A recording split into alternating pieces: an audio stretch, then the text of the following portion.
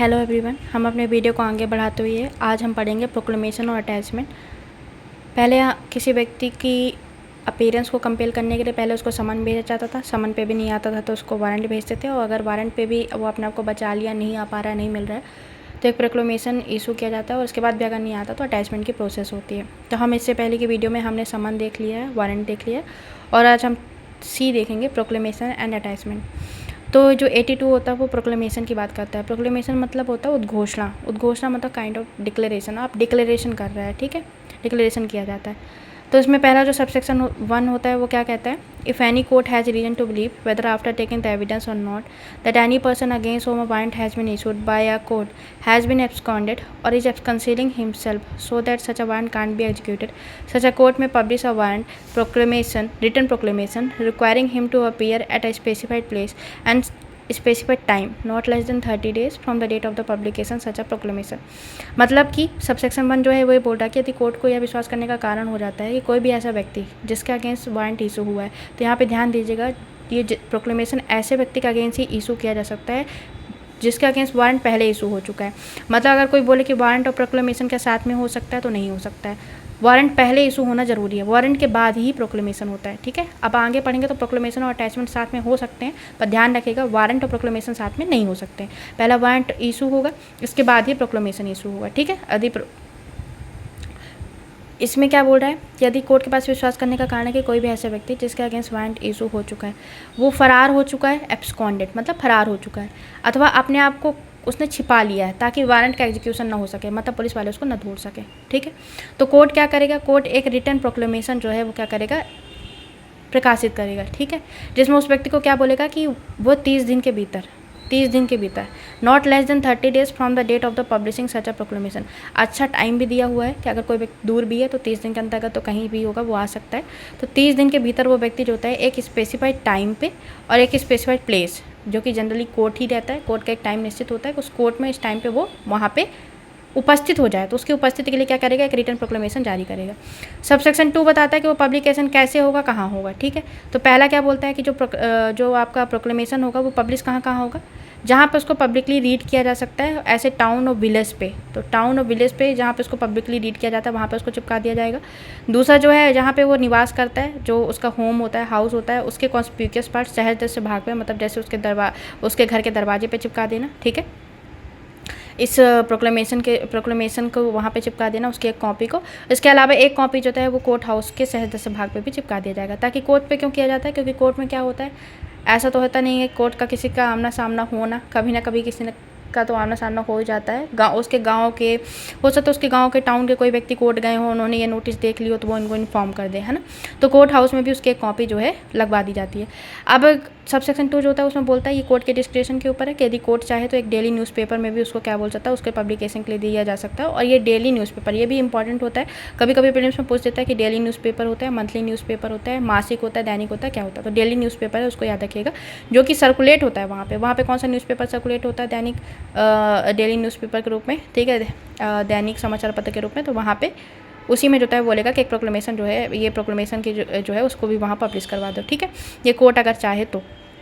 तीसरा नंबर क्या बोलता है कि एक स्टेटमेंट होता है जो कि कोर्ट के द्वारा लिखा जाता है। उस स्टेटमेंट में ये लिखा जाता है कि हाँ ठीक है, इसमें प्रोक्लेमेशन जो है इस तरीके से ये जो दिया गया है सबसेक्शन 1 में, जो सबसेक्शन 2 के जो क्लॉज 1 में जो बताया गया है वैसे किया, वैसे जो है हमने करवा दिया है। और इसका इम्पैक्ट क्या होता है, इसका इम्पैक्ट ये होता है कि कंक्लूसिव एविडेंस के तौर पर कार्य करता है। यहाँ पे जो कंक्लूसिव एविडेंस होता है बहुत ज़्यादा इंपॉर्टेंट है, क्योंकि पूछ सकता है कि ये कैसा होता है, कंक्लूसिव एविडेंस होता है, कंक्लूसिव प्रूफ होता है, क्या होता है। तो ये कंक्लूसिव एविडेंस होता है, ठीक है, कि यहाँ की जो इस धारा की जो रिक्वायरमेंट होती है, उपधारा 2 की जो भी रिक्वायरमेंट है वो सबसेक्शन 2 की जो है वो पूरी हो चुकी है। और ये प्रोक्लेमेशन, ये एक प्रूफ होता है, कंक्लूसिव एविडेंस होता है कि हाँ प्रोक्लेमेशन उस समय पे जो है पब्लिश किया गया था, ठीक है।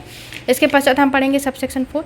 हमारा सबसेक्शन 4 जो होता है वो क्या बोलता है, ध्यान रखिएगा, सबसेक्शन 4 जो होता है प्रोक्लेम्ड ऑफेंडर की बात करता है, ठीक है। सबसेक्शन 1 जो है प्रोक्लेमेशन की बात कर रहा था, सबसेक्शन 2 जो होता है उसके पब्लिकेशन की बात किया, सबसेक्शन 3 जो होता है वो कंक्लूसिव एविडेंस की बात कर रहा है, और सबसेक्शन 4 जो है आपका प्रोक्लेम्ड ऑफेंडर की बात करेगा। और इसके पास सबसेक्शन 5 आएगा जिसमें बोलेगा कि जो डिक्लेरेशन का 2 और 3 का जो प्रोविजन थे वैसे ही अप्लाई होंगे सबसेक्शन 4 में जैसे कि 1 में हो रहे थे। तो हम सबसेक्शन 4 देख लेते हैं क्या होता है। सबसेक्शन 4 बोलता है where the proclamation publish under subsection 1 in respect of a person accuse of the offence punishable with the 302, 304 होगा, 364, 367, 382, 92 से लेकर के आपका 400 तक, 402, 436, 449, 449। जैसे आप देखो मर्डर को लेकर के हो गया, ठीक है। फिर आपका कल्पेबल होमिसाइड को लेकर के हो जाता है। आपके रॉबरी वाले सेक्शंस होते हैं, रॉबरी होते हैं, डकैती वाले यहाँ पे जो है सेक्शंस दिए हुए हैं। किसी व्यक्ति के जो है रेसिडेंशियल प्लेस को जला दिया जाता है, वो वाले दिए गए हैं। तो ये जो है आईपीसी में ये जो है जो बहुत गंभीर ऑफेंस होते हैं, यदि इस प्रकार का ऑफेंस करता है और उसमें उसको बुलाया जाता है और फिर भी अगर नहीं आता तो उसको प्रोक्लेम्ड ऑफेंडर जो है यहाँ पे उसकी घोषणा कर देता है कोर्ट, ठीक है। आफ्टर इंक्वायरी करने के पश्चात उसको प्रोक्लेम्ड ऑफेंडर घोषणा कर देता है। और फिर इसमें वही चीज़ होती है, इसका पब्लिकेशन कैसे होगा, तो जैसे 2 और 3 में बताया गया है कि भाई उसके जहाँ पे वो निवास करता है वहाँ पे लगा दो, उसके विलेज में लगा दो, टाउन पे लगा दो, कोर्ट हाउस में लगा दो, डेली न्यूज़पेपर में छपा दो। तो वही सारी चीज़ें यहाँ पे भी फॉलो होती है प्रोक्लेम्ड ऑफेंडर के बारे में जो होता है। इसके अलावा आपने यहाँ पे पहले भी आपने पिछली वीडियो में पढ़ा होगा कि प्रोक्लेम्ड ऑफेंडर के बारे में एक चीज़ और ध्यान रखनी होगा। जब भी कोई व्यक्ति प्रोक्लेम्ड ऑफेंडर होता है तो पुलिस क्या कर सकते हैं, विदाउट वारंट उसको अरेस्ट कर लेती है ना। तो ये भी यहाँ पे ध्यान रखना होता है। वैसे भी हमने यहाँ भी देखा कि जब वारंट नहीं होता है, वारंट के बाद ही जो होता है वारंट का एग्जीक्यूशन नहीं हो पाता, तब हम उसको यहाँ पे लाते हैं। और अगर जब भी पुलिस उसको देखेगी तो तुरंत क्या करके विदाउट वारंट उसको क्या कर लेगी, अरेस्ट कर लेगी। तो यहाँ पे प्रोक्लेम्ड ऑफेंडर वाली जो कहानी थी कि अंडर दिस कोड जो लिखा हुआ था सेक्शन 41 में, वो यहाँ पे है, ठीक है। फिर इसके बाद सबसेक्शन 5 है, जैसे कि मैंने आपको बता दिया है कि 2 और 3 कैसे क्या होगा, कैसे पब्लिकेशन किया जाएगा। तो 2 और 3 की प्रोसीजर जो है यहाँ पे फॉलो की जाएगी। अब यहाँ पे एक चीज़ और ध्यान रखिएगा, हमको इसके साथ साथ जो है 174A आईपीसी जो है इसके साथ रीड आउट करना होता है। 174A आईपीसी वो क्या बोलता है कि अगर सबसेक्शन 1 में अगर कोई किसी व्यक्ति को अगर बुलाया जाता है, प्रोक्लेमेशन इशू हो गया और अगर किसी व्यक्ति को बुलाया जाता है और वो नहीं आता है तो उसके लिए पनिशमेंट बताई गई है, जिसमें 3 साल तक की पनिशमेंट है। उसी प्रकार जो होता है सबसेक्शन 4 में है, जिसको प्रोक्लेम्ड ऑफेंडर घोषित कर दिया गया है, ठीक है। तो उसके लिए भी यहाँ पे पनिशमेंट होता है 7 साल तक की है, ठीक है। तो 174A जो है आईपीसी इसके साथ आप पढ़ेगा, ठीक है, किसके साथ, प्रोक्लेमेशन के साथ। इसके पश्चात हम पढ़ते हैं 83 जो होता है वो बोलता है attachment of property of a person absconding, ठीक है। तो जो पर्सन जो एब्सकॉन्ड हो चुका है उसकी प्रॉपर्टी को अटैच करना। तो पहले यहाँ पे बता दीजिए, यहाँ पे जो कोर्ट होता है प्रोक्लेमेशन के बाद जो सबसेक्शन 1 होता है वो क्या बोलता है, the court issuing a proclamation under section 82 may for reasons to be recorded in a writing at any time after the issue of a proclamation order the attachment of any property movable और immovable और both belonging to the proclaimed person, ठीक है। Court जो है court जो है वो section 82 में जो है प्रोक्लेमेशन इशू करने के कभी भी जो था उसके पश्चात जो है कभी भी अपने रीजन को रिकॉर्ड करते हुए वो जो है प्रोक्लेम्ड ऑफेंडर की प्रॉपर्टी को अटैच करने के लिए बोल सकता है, चाहे वो मूवेबल प्रॉपर्टी हो चाहे इमूवेबल प्रॉपर्टी हो। प्रोक्लेम्ड ऑफेंडर की चाहे वो मूवेबल हो चाहे इमूवेबल प्रॉपर्टी हो, उसको अटैचमेंट करने के लिए प्रोक्लेमेशन इशू होने के पश्चात कभी भी रीजन रिकॉर्ड करते हुए जो है कोर्ट निर्देशित कर सकती है, ठीक है। Provided that where at the time of the issue of such a proclamation the court is satisfied by the affidavit or otherwise that the person in relation to the whom the proclamation is to be issued is about to dispose of the whole or any part of the property or is about to remove the whole or any part of his property from the local jurisdiction of the court, it may order the attachment simultaneously with the issue of the proclamation। यहाँ का जो proviso वाला जो भाग होता है वो बता रहा है कि कब प्रोक्लेमेशन प्लस अटैचमेंट को साथ में निर्देशित किया जा सकता है। वैसे तो जो सबसेक्शन 1 होता है वो एक जनरल रूल है कि प्रोक्लेमेशन के पश्चात जो है अटैचमेंट किया जाता है। प्रोक्लेमेशन का में एक टाइम पीरियड रहता है 30 दिन का, उसमें नहीं आता तो क्या होता है फिर प्रॉपर्टी के अटैच करने के लिए आदेश जो है कभी भी दिया जा सकता है न्यायालय के द्वारा, ठीक है। लेकिन जो प्रोवाइजो होता है उसमें बोलता है कब प्रोक्लेमेशन और अटैचमेंट दोनों साथ में किए जा सकते हैं, ठीक है। तो बोलता है कि यदि कोर्ट जो है जब वो प्रोक्लेमेशन इशू कर रहा होता है उसी टाइम जो है वो एफिडेविट और अदरवाइज वो सेटिस्फाइड हो जाता है कि जिस व्यक्ति के संबंध में हम प्रोक्लेमेशन इशू कर रहे हैं वो व्यक्ति क्या कर रहा है, वो अपनी प्रॉपर्टी को पूरे और किसी भाग पूरी प्रॉपर्टी को या उसके किसी भाग को डिस्पोज ऑफ करने या रिमूव करने की तैयारी में है, ठीक है। तो कोर्ट क्या करेगा, अटैचमेंट का भी प्रोक्लेमेशन के साथ साथ अटैचमेंट का भी निर्देश कर देगा, इसको याद रखिएगा, ठीक है। यहाँ प्रोक्लेमेशन प्लस अटैचमेंट दोनों होता है। और ये भी याद रखिएगा is about to dispose of है, इज अबाउट टू रिमूव है, मतलब वो करने वाला है ना कि कर चुका है। भाई उसको करने से बचाने के लिए तो हम अभी अटैच कर रहे हैं ताकि वो प्रॉपर्टी बेच ना दे, उसका ट्रांसफर ना कर दे या कंसील ना कर दे, है ना।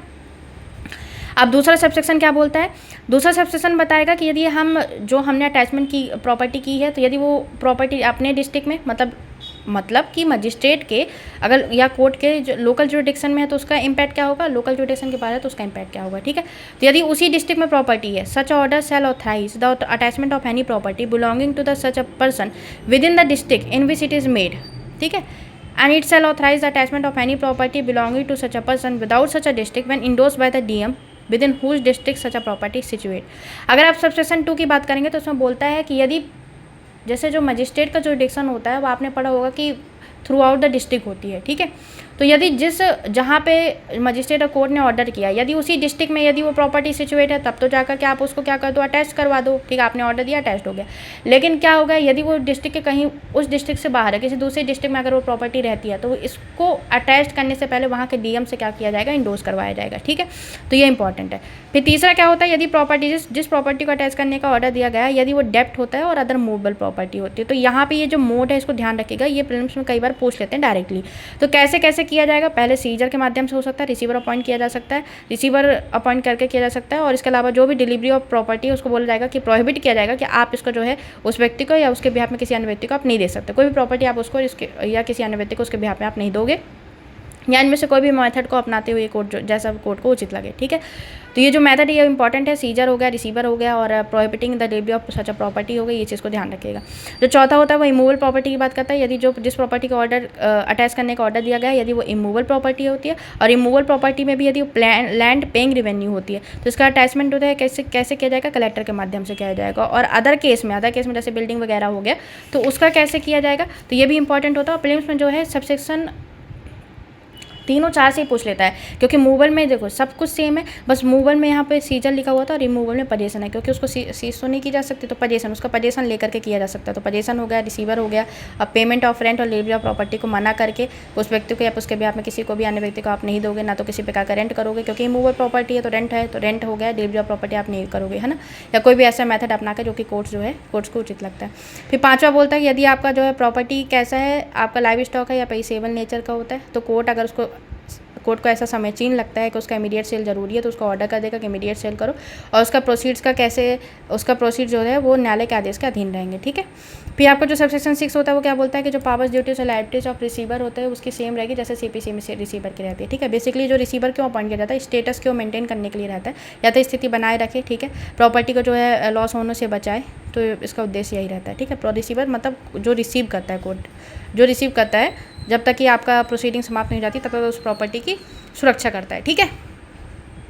अब आता है आपका 84 आता है, क्लेम्स और ऑब्जेक्शन टू द अटैचमेंट, ठीक है। तो पहली बात ही मैं बता देती हूँ, पहला जो सबसेक्शन 6 जो माफ़ करिएगा, पहला जो सबसेक्शन 1 होता है वो क्या बोलता है कि जो क्लेम और ऑब्जेक्शन होते हैं वो कितने महीने के अंतर्गत करना है, तो 6 महीने के अंतर्गत करना है। कितने महीने, 6 महीने के अंतर्गत। किस व्यक्ति के द्वारा किया जाएगा, तो कोई भी व्यक्ति कर सकता है, प्रोक्लेम्ड ऑफेंडर बस नहीं होना चाहिए, ठीक है, क्योंकि प्रोक्लेम्ड ऑफेंडर का तो अधिकारी अब नहीं है, ठीक है।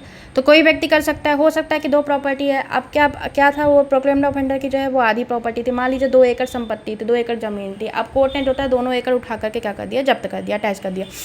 लेकिन अब उसमें था कि 2 एकड़ वो प्रोक्लेम्ड ऑफेंडर की नहीं थी, 1 एकड़ किसी और की थी, और 1 एकड़ जो है मतलब पार्टनरशिप में था, जो भी है, ठीक है। तो ज्वाइंट ओनर थे, 1 एकड़ जो है वो उसकी, 1 एकड़ जो है वो किसी और की थी, और 1 एकड़ प्रोक्लेम्ड ऑफेंडर की। रिपोर्ट ने 2 एकड़ पूरी तरीके से अटैच कर दिया। तो यहाँ पे जो अन्य व्यक्ति होता है जिसका भी उसमें हिस्सा था, वो बोलेगा कि इसमें जो था मेरा इंटरेस्ट है, और वो लाइबल टू अटैचमेंट नहीं है, ठीक है। तो कोर्ट इंक्वायरी करेगा, और फिर उसके बाद चाहे उसके क्लेम ऑब्जेक्शन को वो पूरी तरह से अलाउ कर दिया, पूरी तरह से पूरे या पार्शली तरीके से अलाउ कर दिया, पूरे पार्शली तरीके से डिसअलाउ कर दिया, कोर्ट के ऊपर है।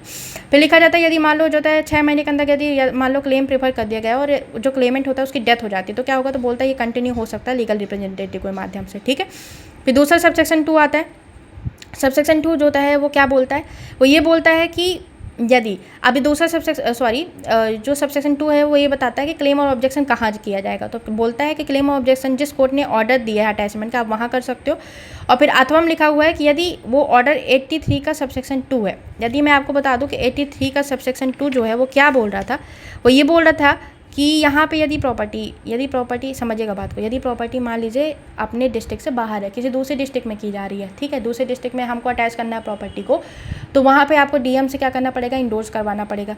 तो वहाँ पे यदि प्रॉपर्टी अटैच हुई है, अभी अपने डिस्ट्रिक्ट में है तब तो कोई बात नहीं है, लेकिन दूसरे डिस्ट्रिक्ट में जाके यदि प्रॉपर्टी अटैच हुई है तो क्या करना होगा, तो फिर हमको ऑब्जेक्शन उठाना है वहाँ पे अटैचमेंट को लेकर, तो हम कहाँ उठाएंगे, तो बोलता है तो वहाँ के आप सीजम को उठा दो, ठीक है, वहाँ किसको उठा दो, सीजम को उठा लो, जहाँ अटैचमेंट किया गया वहाँ की प्रॉपर्टी अटैच की गई है, तो वहाँ के सीजम को आप यहाँ पे क्लेम और ऑब्जेक्शन आप फाइल कर सकते हो, ठीक। क्लेम ऑब्जेक्शन फाइल कितने महीने में करना है, 6 महीने के अंतर्गत करना है। कोई भी व्यक्ति कर सकता है प्रोक्लेम्ड ऑफेंडर को छोड़ करके, ठीक है। कहाँ फाइल करना है, तो जिस कोर्ट ने ऑर्डर दिया है, अटैचमेंट का ऑर्डर दिया वहाँ कर दो, अथवा वो डिस्ट्रिक्ट के बाहर होता है, हो सकता है अटैचमेंट का ऑर्डर जो है वो जिस प्रॉपर्टी को अटैच करना है वो डिस्ट्रिक्ट के बाहर है, तो फिर वहाँ वहाँ पे किसको करेंगे, तो वहाँ सीजीएम को करिए। अपने डिस्ट्रिक्ट में है तो अपने ही कोर्ट को कर दीजिए, बात खत्म। लेकिन अगर अटैचमेंट हमारी डिस्ट्रिक्ट के बाहर हो रहा है, यदि कोर्ट के जुरिडिक्शन से बाहर हो रहा है, मतलब दूसरे डिस्ट्रिक्ट में हो रहा है, तो वहाँ की सीजीएम को कर दीजिए, ठीक है। फिर तीसरा सबसेक्शन क्या बोलता है कि एवरी सच अ क्लेम और objection shall be inquired into by the court in which it is preferred और मेड, ठीक है, उनके द्वारा इंक्वायरी की जाएगी। और यदि सीजीएम को भेजा जाता है, प्रोवाइजो क्या बोलता है, यदि सीजीएम को भेजा गया है तो वो डिस्पोजल के लिए किसी अन्य मजिस्ट्रेट को जो उसके सबऑर्डिनेट है उनको भेज सकते हैं, ठीक है। सबसेक्शन 4 क्या होता है, बोलता है यदि क्लेम और ऑब्जेक्शन को क्या करता है, डिसअलाउ कर दिया जाता है पार्शली या होली, तो उस व्यक्ति के पास अधिकार होता है कि वो आदेश के दिनांक से 1 साल के भीतर जो है अपने राइट को स्टैब्लिश करने के लिए सूट फाइल कर दे, ठीक है। और इसमें जो आदेश दिया जाता है ना, जैसे डिसअलाउ कर दिया गया तो ये फाइनल होता है और फाइनल होता है, लेकिन कोर्ट के जो सूट का जो भी रिजल्ट रहेगा उसका अध्ययन होते हुए, ठीक है। तो इस चीज़ को याद रखिएगा।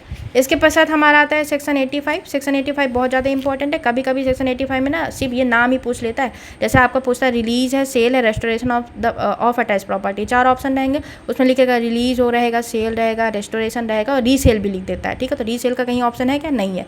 3 चीज़ें, तीनों का कभी कभी हेडिंग ही पूछ लेता है, रिलीज हो गया, सेल हो गया, रेस्टोरेशन ऑफ अटैच प्रॉपर्टी, ठीक है। तो जब पहला सबसेक्शन होता है वो रिलीज की बात करता है, जो दूसरा सबसेक्शन होता है वो आपके किसकी, सेल की बात करता है, और तीसरा जो सबसेक्शन होता है वो रेस्टोरेशन की बात करता है, ठीक है। ये है आपका रिलीज, ये है आपका सेल, ये है आपका रेस्टोरेशन, ठीक है। तो जो रिलीज होता है तो इसमें बोलता है ध्यान रखिएगा, ये ना आप गौर करिएगा, ये ऐसे सबसेक्शन होते हैं ना जिसमें प्रोक्लेमेशन के साथ साथ अटैचमेंट हो गया है, मान लीजिए तब की बात हो रही है। जैसे पहला क्या बोल रहा है कि if the proclaimed person appears with in the time specified in the proclamation, यदि प्रोक्लेमेशन इशू की गई उसी टाइम पीरियड में, मतलब इसका कहने मतलब हो सकता है प्रोक्लेमेशन और अटैचमेंट साथ में हो गया है। तो यहाँ पे जब प्रोक्लेमेशन इशू किया गया उसी टाइम पीरियड पर यदि वो व्यक्ति उपस्थित हो जाता है तो कोर्ट क्या करेगा, उसकी प्रॉपर्टी को अटैचमेंट से हटा देगा, ठीक है। दूसरा क्या बोलता है कि if the proclaimed person does not appear with in the time specified in the proclamation the property under the attachment, ठीक है। तो मतलब प्रॉपर्टी अगर वो उपस्थित नहीं हुआ तो उसकी प्रॉपर्टी क्या कर ली जाएगी, अटैच कर ली जाएगी, ठीक है। और जो 30 दिन के अंदर नहीं उपस्थित हुआ तो कोर्ट वो प्रॉपर्टी क्या हो जाएगी, at the disposal of the state government में हो जाएगी, ठीक है। बट उसको सोल्ड नहीं किया जाएगा, कितने महीने तक सोल्ड नहीं किया जाएगा, 6 महीने तक सोल्ड नहीं किया जाएगा, ठीक है। और 6 महीने में यदि मान लो हो सकता है 6 महीने, हमको यहाँ पे टाइम पीरियड क्यों दिया गया भाई, 6 महीने, क्योंकि क्लेम और ऑब्जेक्शन के लिए हमने 6 महीने टाइम पीरियड दिया है ना, इसलिए यहाँ पे 6 महीने लिखा हुआ है, ठीक है। तो 6 महीना मतलब क्या होता है कि पहली बात तो ये होता है कि यदि वो व्यक्ति उपस्थित हो जाता है तो उसकी प्रॉपर्टी को अटैचमेंट से हटा देंगे। यदि वो व्यक्ति उपस्थित नहीं होता तो उसकी प्रॉपर्टी जो होती है किसके अधीन हो जाती है, स्टेट गवर्नमेंट के अधीन हो जाती है, ठीक है, उसके बयान के अधीन हो जाती है, लेकिन उसको सोल्ड नहीं किया जाता। कब तक सोल्ड नहीं किया जाता, 6 महीने तक सोल्ड नहीं किया जाता है।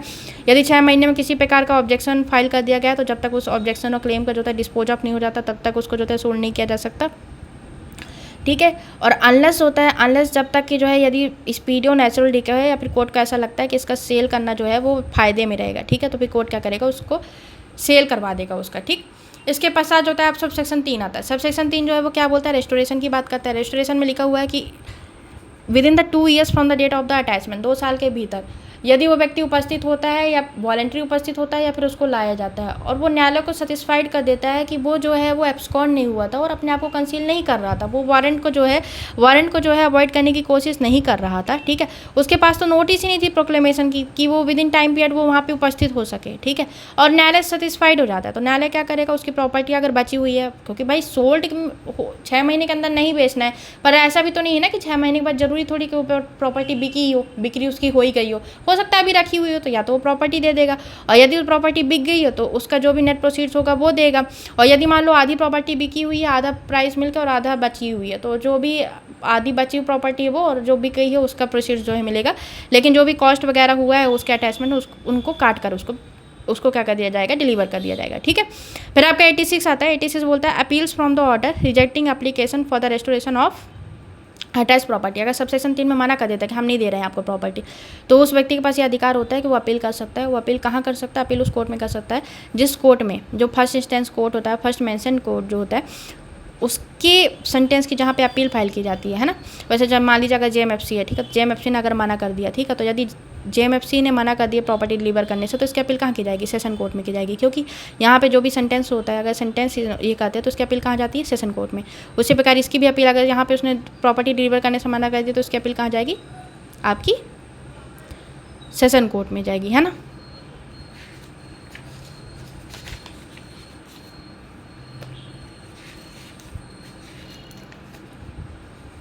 तो ये हमारा था पूरा ये 82 से लेकर के 86 तक।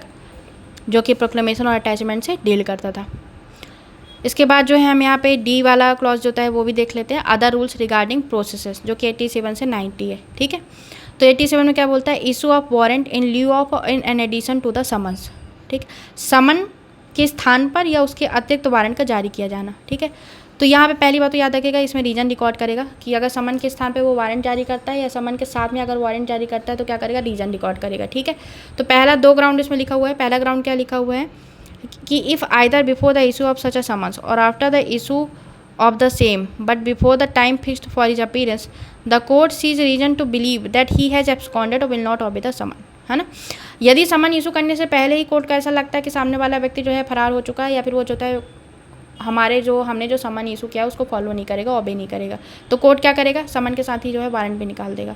या फिर कोर्ट को जो है समन निकालने के पश्चात लेकिन जो समय दिया गया है उसकी उपस्थिति होने का, मान लीजिए जो है समन जारी कर दिया गया है उसकी उपस्थिति के समय जो है 11 नवंबर है। ठीक है, और कोर्ट को जो है वो 8 नवंबर को ये पता चल जाता है कि भाई ये 11 नवंबर को उपस्थित नहीं होगा, ये तो फरार होने की प्लानिंग बना रहा है, तो कोर्ट क्या करेगा, तुरंत वारंट इशू कर देगा। ठीक है, तो सबसेक्शन 1 ये बोलता है। दूसरा जो आपका सबसेक्शन होता है, सबसेक्शन जो 2 होता है वो क्या बोल रहा है, जो बी क्लॉज होता है वो क्या बोल रहा है, सॉरी बी क्लॉज जो होता है, if at the time he phase two appear and summons is prove to have been duly served in time to admit of his appearance in accordance therewith and no reasonable excuse is offered for such a failure। वो व्यक्ति एक तो समन चला गया, वो व्यक्ति उपस्थित भी नहीं हो रहा है। ठीक है, उपस्थित नहीं हो रहा है और ये भी प्रूफ हो गया कि समन होता है उस पर समय में और जो है समय रूप से उसकी तामील उसके ऊपर कर दी गई थी, कोई रीजनेबल एक्सक्यूज़ भी नहीं है उसके उपस्थित ना होने का, तो कोर्ट क्या करेगा, वारंट जारी कर देगा। ठीक है, तो इस चीज़ को यहाँ पे याद रखिएगा। इसके बाद जो होता है आपका क्या होता है 88 होता है। 88 क्या बोलता है, power to take bond for the appearance. ठीक है, तो कुल मिला के यदि वो व्यक्ति जिसके खिलाफ जो है कोर्ट के पास आदेश, जिसके खिलाफ कोर्ट जो है एम्पावर्ड होता है समन जारी करने के लिए, वारंट जारी करने के लिए, यदि वो न्यायालय में उपस्थित होता है तो कोर्ट उससे बोल देगा भाई कि आप बॉन्ड अपना एग्जीक्यूट करिए अपने उपस्थित करने के लिए विद विदाउट छोटी जैसा भी आपको लगे। ठीक है, इस कोर्ट में उपस्थित होने के लिए या अन्य कोर्ट में जहाँ पर ट्रायल चलेगा वहाँ उपस्थित होने के लिए आप यहाँ पे बॉन्ड एग्जीक्यूट करिए विद विदाउट शोर्टेज। ठीक है, ये आपका जो है क्या है 88 है। 89 क्या बोलता है, arrest on the breach of a bond for the appearance. ठीक है, when any person who is bound by any bond taken under this code to appear before a court does not appear the officer presiding in such a court may issue a warrant directing that such a person be arrested and produced before him। कुल मिला के ऐसा होता है कि आपने bond भरा है कि आप उपस्थित हो गए और यदि आप उपस्थित नहीं होते तो कोर्ट सीधा डायरेक्ट करेगा उसको पकड़ के लेके आओ। ठीक है, पकड़ के लेके आओ और यहाँ पे उपस्थित करो। और यहीं पे आप देखोगे तो 229A जो है IPC उसमें भी जो है इसमें प्रोविजन जो है 1 साल का रखा हुआ है कि अगर कोई व्यक्ति जो है बॉन्ड ब्रीच ऑफ बॉन्ड करता है ना, बॉन्ड के माध्यम बॉन्ड में यदि वो अपीयर होने के लिए लाइबल है और अपीयर नहीं होता तो उसके लिए 229 IPC में जो है सज़ा का भी उपबंध किया गया है जिसमें 1 साल तक की सज़ा है। ठीक है, फिर इसके बाद होता है धारा आपका 90 है जिसमें बोला गया था कि जो चैप्टर जनरली जो है वो किसमें समन के वारंट ऑफ द अरेस्ट जो है सब में लागू होंगे। ठीक है, तो ये था हमारा 87 से लेकर के 90 तक का ये अदर प्रोविजंस थे। नेक्स्ट वीडियो में हम चैप्टर 7 पढ़ेंगे। तो आज हमने पढ़ा 84 से लेकर के 90 तक, है ना। So thank you so much guys. आपको वीडियो कैसे लगी कमेंट सेक्शन में ज़रूर बताइएगा। Thank you so much.